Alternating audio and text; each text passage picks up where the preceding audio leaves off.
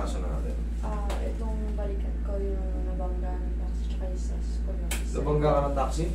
Nung ano ka naman, last year, July. Napunta na ako dito nung August. Inano mo rin siya. Ina-search mo rin siya, in-charge. August. Yun ako nakabalik. Bakit ngayon lang? Okay lang yan, ang mahalaga. Basta pagka may masakit kayo, mag-chat lang kayo kamo. Kailangan ko yung treatment eh. Etong ganito, hindi ko siya, di ba Pero pagkakahiga? inano na kita, di ba, dati? Ikaw ba yung nurse? Hindi, di ba? Pagkukuha lang ng unan, kaya ko siya yung ganyan. Pero kumusta yung unang treatment natin ng August? Kumusta yung treatment natin ng August? Same pa lang siya. Dito? Dito. Parang may tumutusok dito. Masakit. Tapos, pag nakahiga ako, kukunin ko na yung una, lalagay ko sa kabilang side. Masakit siya makaiba. Sige, gawin mo naman. Pag Sige. nakahiga ng gano'n, masakit dito. Sige, ga. Testing natin. Ito unan, yan, medyo mabigat. Pag dito. Ayun, masakit siya dito. Mahapdi na. Tapos hindi na rin ako makapag-volleyball, yung mga dati kong nagagawa, hindi na. Dito siya sa ano? Ito sa ito? Oo, kasi nung nabagla. Hindi dito, hindi dito. Sa mismong ito, ang kasi ito, buo to. Ito, basta dito po, hindi ko, minsan kasi pag galaw Hawakan mo yung ganyan ko. Buo yan eh. Yan, buo yung isang lapad dyan. Ayan buo yan.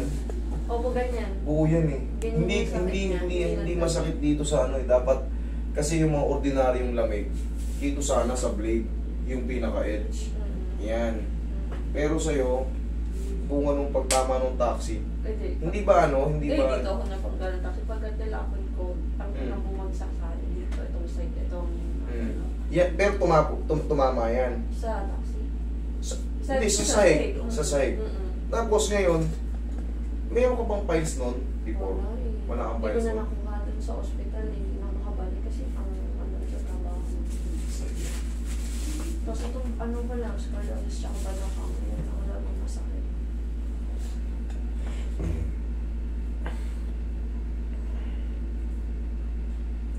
Itong ngalay-ngalay lang to. Pero ito talagang makirot. Itong part na to. Lalo na pag umuulan.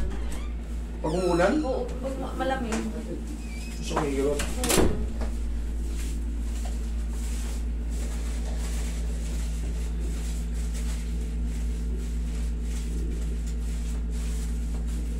Iba na ngayon to. Papaguhin na natin talaga yung Kailan, nung pagpunta mo dito ng August, kailan ka nabangga? Ano pa, 3 weeks pa lang yun. Bagong-bago pa? Oo, kaya sabi mo yung hilong pa. Kaya sabi ko hindi hilong. ko rin siya masyadong ininda. Kasi sabi ko baka nag-ano pa yung... Ano kasi ito hindi ito siya parang nalamog. Nabadog ng taxi. Tayo ko sa bed ba?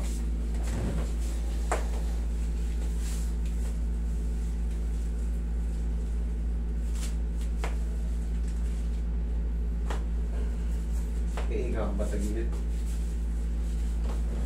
Doon mo muna yung kapangyarihan mo. Yan. Kaya ang batagilid. Natagilid ka, tagilid.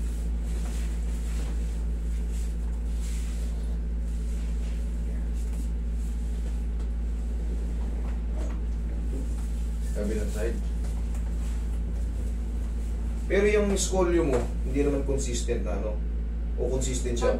Day by day masakit. Pag napapamassage ko siya, Okay. wala. Babalik siya lang isang linggo. Pagka kasi, yan may mga ganyan, prone din talaga sa mga back pain, lalo pag bigat yung Saka, ang work ko yung pagka nakaupo. Tinuro ko kasi yung dati, hindi. Yan yung mga ganyan. Siyempre, nakapagak ka pala nakaupo. Pag nai-stack up yung mga joint mo, kailangan yan may movement. Tingnan mo lumalabo to. The same lang din yan pag ganun din yan. Hindi ka pa tayo yan. Ay! Hindi mo tapa, sorry.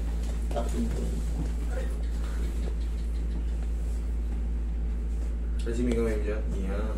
Sige, kung punta mo yan ha. Sige, dito pa mo lang. Dapa ka lang, shoot mo lang. Yan.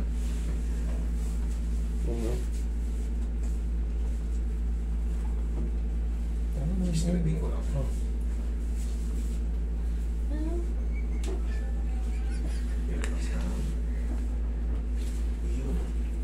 Sigurado magbabago na yan.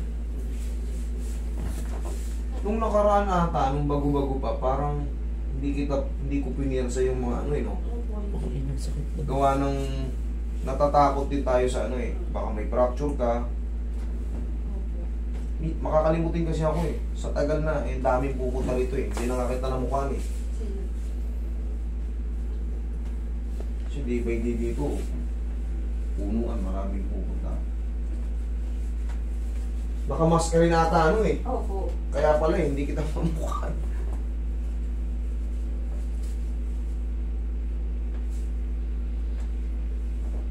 So, good. No? Sa palamig. Uy, massage mo si Ma'am. Soft lang.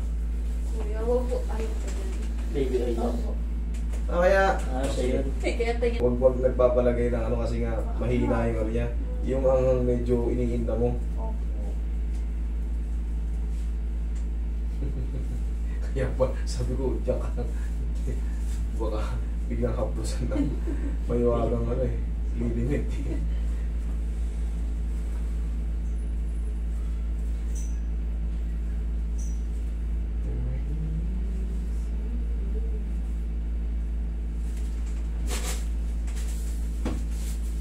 Kailan lang ang babar? Isa na lang. Sa ano sa St. Peter's Church. Ihaya ka lang. St. Peter, kagapay mo. Kagapay mo sa malalim na hukay. Kasi ba lang?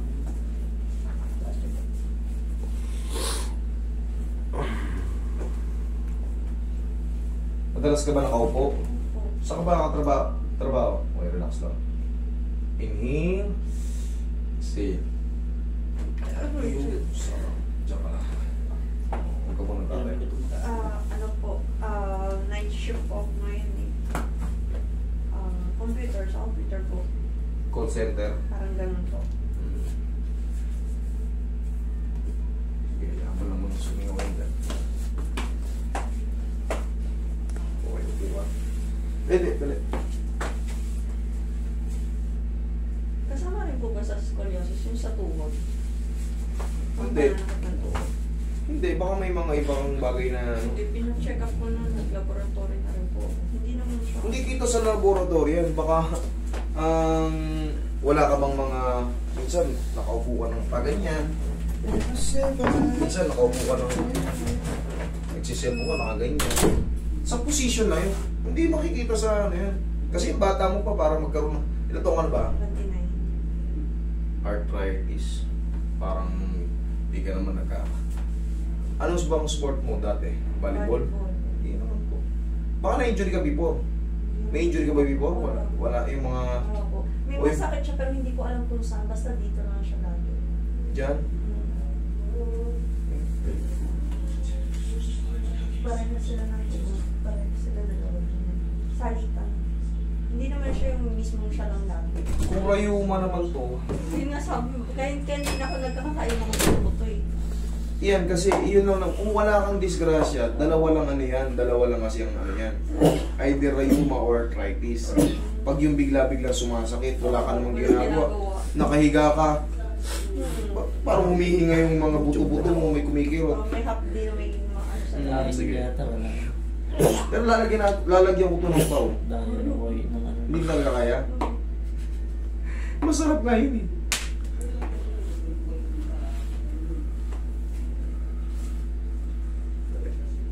Baka maipit yung ugat Tsaka na lang natin Mahina ka sa ganun? Kahit konti lang? Hindi talaga kaya?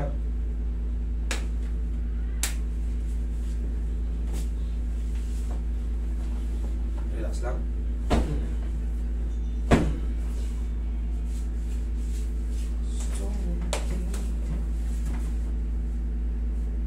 Baka naman may lahi kayo gano'n. Mga RITs, mga father mo. Hindi mo alam? Diabetes. Diabetic. Yan ang lahi nyo.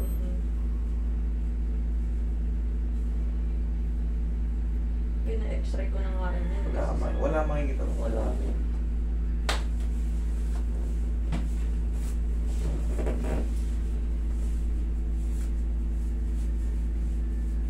Mahirap, naipit yung ano mo.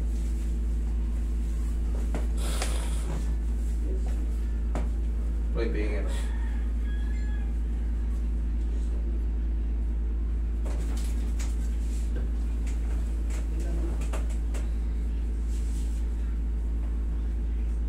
Ang sabi ng doktor, baka daw, kasama daw kasi yan sa ng scoliosis.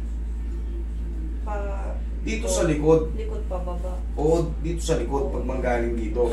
Dito pag ganyan. Pero pag dito sa harap, hindi eh. Kasi, sa scoliosis may chance talaga. Pero pag sa harap, dito sumasakit, sa patela, nandun kasi sa likod yung mas maraming ano eh. Pero pag dito sa harap, parang... Or kaya hindi ko rin, pag masakit siya, hindi ako na lang. Haplusin mo ng ano, subukan mo haplusin ng ano. Ganyanin mo ng oil, painitin mo yung oil. Ganyan mo. Para maibsan. Observa mo kung sasakit.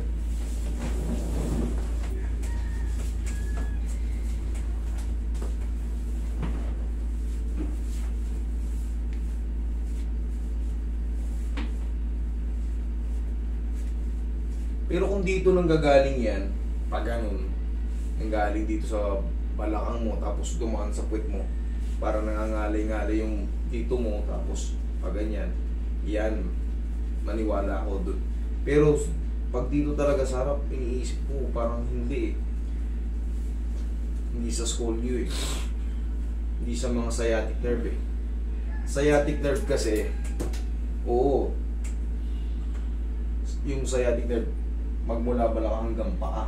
Dapat sasakit yun din yung mga ganito mo. Sumasakit din dito. Oh, yun pala eh. Ba't kanina hindi mo sinabi? Pag dito, connected yun dun. Pero pag naayos yun sa balakang mo, okay na yun. Kasi pagka meron kang scolio, tabingi yun. Tama pala yung doktor. Kanina kasi dito na sinabi mo. Pero pag dito dumadaan dyan, dito ako madalas kong iinda. Discompression yun. Pag nai-stress ka, kunyari, ang tagal mo nakaupo, nako-compress yung disc natin, nag-extend out yun. Mako-compress niya yung tinatawag na mga spinal nerve o yung sciatic nerve sa lumbar. Ngayon, dadaan yun dyan. Pero sa'yo, gawa ng sanay ka ng ganyan, yung iba lang natitira, hindi siya totally ano. Kasi ganyan na yung balakang mo eh. Kumbaga, may mga pagkakataon lang na nako-compress siya, nagtitrigger. Kung kailan ka nakapahinga, doon lalampas. oo. Pero pag on ano ka, on duty ka, naglalakad-lakad ka, hindi siya sumano. Tama yun. Tama pala yung doktor. Akala ko kasi ito lang eh. Eh siyempre, kailangan pa munang konting assessment para malaman natin na okay, tama. Pero ang pinaka-discarte ron, Stretching. isang squeeze lang yan. Left and right. Ganun lang. Hindi pala to, kala ko naman rayo-rayo. Hindi. Tama yun. Ganyan no, kunyari matutulog ka na, tumagilid ka. Kung ikaw lang mag-isa, tumagilid ka. Tagilid ka, hawakan mo yung kamay mo ng ganyan, iganon mo yung sarili mo. Yan, ito ituhod mo ng pagganon, tapos iganon mo yung katawan mo. Yan, lakasan mo konti. Yan, kabila, ganun din. Pag nasa higa ka na, pag kumikirot siya, yan lang, ganyan lang. Okay?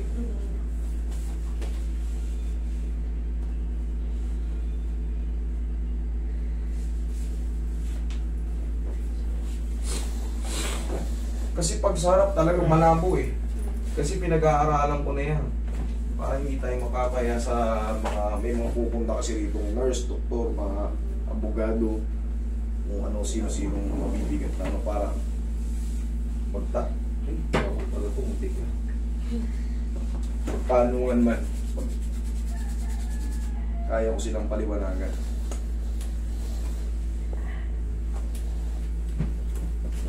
I-try mo itong ulit ano, i-try mo ito i-push up. Marunong ka ba ang push up? Oo, hindi ko na nga rin magawa. O, ipapatry ko sa'yo. Para mag-build up yung muscle mo dito sa infraspinatus. Kasi hindi ito ordinary yung feeling na parang naano ka eh, nabaldog ka eh. Hindi siya yung mga yung dislocate sa ano, hyperextend na ano. Parang may lamog siya sa loob na nadali eh. Ito kasi kailangan mag-build up to, itong mga rito.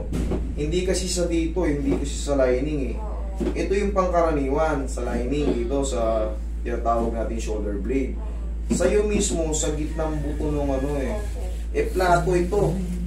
Plato yan, ano yan, kumbaga, buo yan. Buo yung buto na yan. Pero sana hindi ka na-fracture before.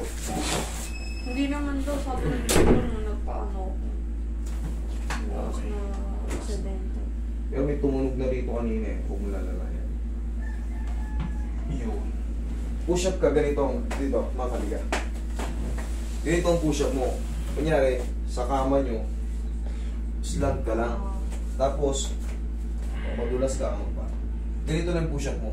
Para lang mag-build up yung ano, para maalis yung ano na yan. Sige nga. Kahit mga 5 piraso lang day by day. Ang mahalaga may exercise lang. Sige nga. Aray. Sige, isa pa. Okay. Baba. Sakit. Upo ka rito.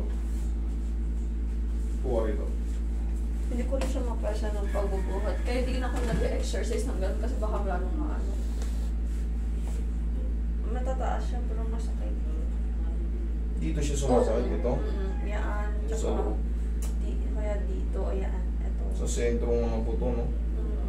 Diyan sa lilipat. Lipat-lipat lang siya dyan.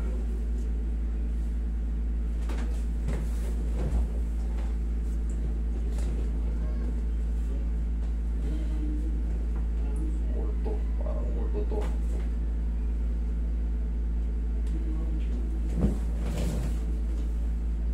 Mag-iisang taon pa na iniinda.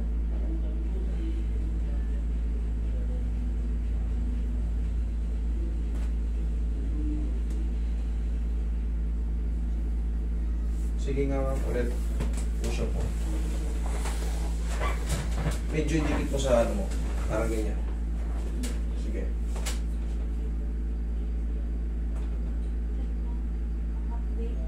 Sige. Okay. Hindi kaya?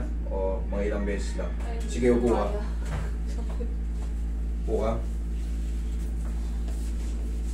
Ay. Kahit walang bayad, balik ka rito. Tingnan lang natin, pag-iilumin na natin. Kasi, na-adjust ko na itong pag ganito eh. Sige. Yun na yung pinaka-fix eh. Sagad na yung tunog nun, yun na yung pinaka-ano nun. Opo. Tignan natin kung ano. Balik ka ulit ng ano ngayon, Huwebes. O, bigyan na lang natin ng warranty. Kailangan kasi mag-heal muna eh. Opo. Tapos, yun, pag nakita natin na ano, titestingin natin ulit, mag-push up ulit dito. Pero sana ano. Araw-arawin ko pa rin siyang i-push up. Kahit 2-3, yung paunti-unti. Basta ka. Pag hindi kaya, huwag mo ituloy. Pero kung kaya naman, pera, kumbaga kaya mong tiisin, sige lang. Pero pagka hindi, huwag na. Tapos, tingnan natin, obserbahan natin. Kasi, nung mga nakaraan kasi, nung unang-una, bago-bago pa yung nilapit mo, kaya natatakot din akong pakilaman eh. Ngayon, obserbahan natin yan. August, September, October, November, December, January, March. O, tingnan natin ngayon, paka-heal na siya. Ngayon, observe natin 1 week. Balik ka rito 1 week. Kung meron pa, kahit wala kang bayaran, walang problema sa akin. Okay? Sige. Huwag ka na maligo din, ha? Yun dito po. Laging masakit dito. Ah, dito? Sa likod ng paa ko. Okay, sige.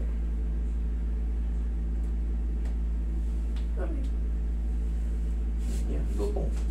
Tama lang.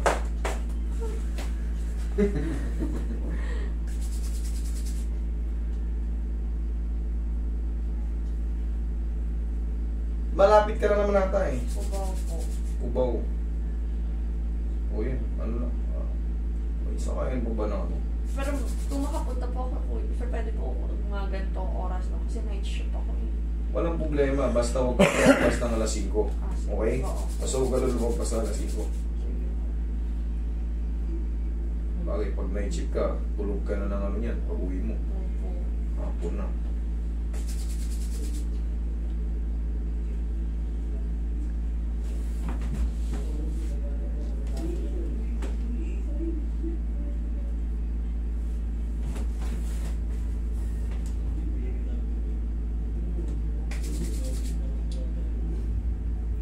Lingon ka nga rito. Lingon ka rito.